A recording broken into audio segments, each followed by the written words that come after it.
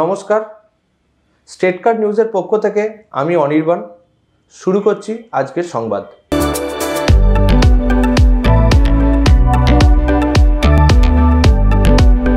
রাজ্যে Medinipur medical college ও হাসপাতালে প্রসূতি মহিলার দেহে মেয়াদ উত্তীর্ণ হয়ে যাওয়া জাল ওষুধ ও বিষ সেলাইন প্রদান করার ফলে ওই মহিলার মৃত্যু হয়।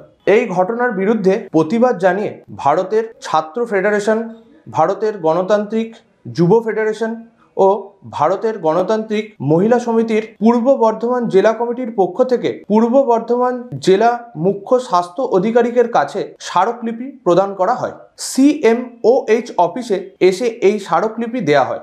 মেদিনীপুর মেডিকেল কলেজ ও হাসপাতালের এই ঘটনার পুনরাবৃত্তি যেন আমাদের জেলার কোথাও না ঘটে তা নিশ্চিত করতে এবং জেলার সর্বত্র যাতে স্বাস্থ্য পরিষেবা প্রদানের ক্ষেত্রে সমস্ত স্বাস্থ্যকর্মী, আধিকারিক ও পরিচালক মণ্ডলী সর্বদা তাদের সঠিক নৈতিক দায়িত্ব পালন করেন তা নিশ্চিত করতে ও তার পাশাপাশি জেলার সমস্ত স্বাস্থ্য কেন্দ্রের ও সরকারি হাসপাতালগুলিতে রোগীদের চিকিৎসার জন্য সঠিক ওষুধ ও অন্যান্য চিকিৎসা সামগ্রী ব্যবহার করা হয় তা সুনিশ্চিত করতে স্মারকলিপি প্রদান করা হয়। এই স্মারকলিপি কর্মসূচিতে বক্তব্য রাখেন SFI পূর্ব বর্ধমান জেলা কমিটির সম্পাদক উষসী রায় চৌধুরী, সভাপতি প্রবীর ভৌমিক, অমৃত রায়, DYFI পূর্ব বর্ধমান জেলা কমিটির সম্পাদক শুভাশিস মিত্র, জেলা সম্পাদক মণ্ডলীর সদস্য অনির্বাণ রায়চৌধুরী, সূর্যেন্দু বোস, AIDWA জেলা সম্পাদক সম্পূর্ণা ব্যানার্জি, নাজিমা বেগম প্রমুখ।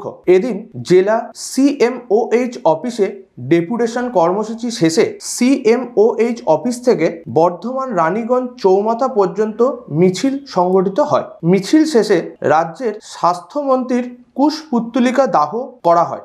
এদিন বিক্ষোভ কর্মসূচি থেকে ছাত্র, যুব, মহিলা নেতৃত্বের পক্ষ থেকে বলা হয়, যদি দোষীদের চিহ্নিত করে শাস্তি না দেওয়া হয় এবং জেলার সমস্ত সরকারি বেসরকারি হাসপাতাল ও চিকিৎসা কেন্দ্রগুলিতে চিকিৎসারত রোগীদের নিরাপত্তা সুনিশ্চিত করা না হয় তাহলে আগামী দিনে তীব্র আন্দোলনের পথে নামা হবে।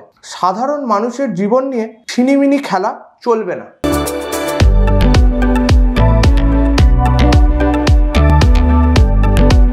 বিভিন্ন প্রাথমিক বিদ্যালয়ের পাঠরত শিশুদের পিঠের ব্যাগের বোঝা নিয়ে নিত্যদিনই এ আলোচনা হয়ে থাকে। এই বিষয়ে বিভিন্ন পত্র পত্রিকায় লেখালেখিও হয়েছে। চিকিৎসকেরাও বিষয়টি নিয়ে নানাভাবে সচেতন করেছেন সমাজকে। এবার সেই বোঝা কমাতে কার্যকারী পদক্ষেপ গ্রহণ করল এই শহরের একটি সরকারি প্রাথমিক বিদ্যালয়। বর্ধমান শহরের শ্রী রামকৃষ্ণ সারদা বিদ্যাপীঠ প্রাথমিক বিদ্যালয়ে শুরু করা হলো নো ব্যাগ ডে।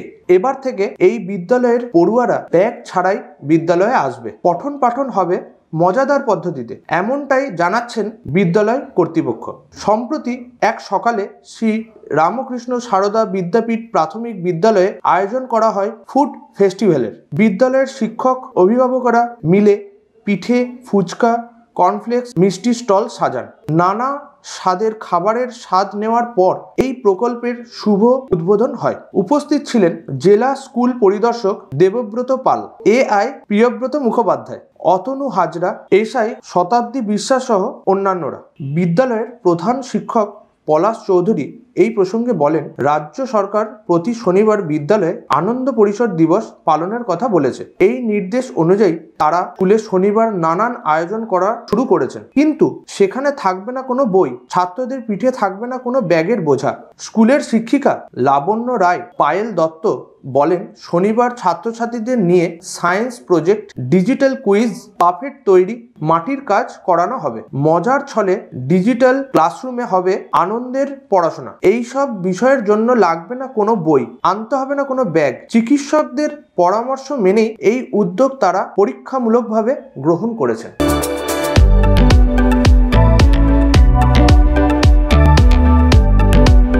আজকের সংবাদ এই পর্যন্তই।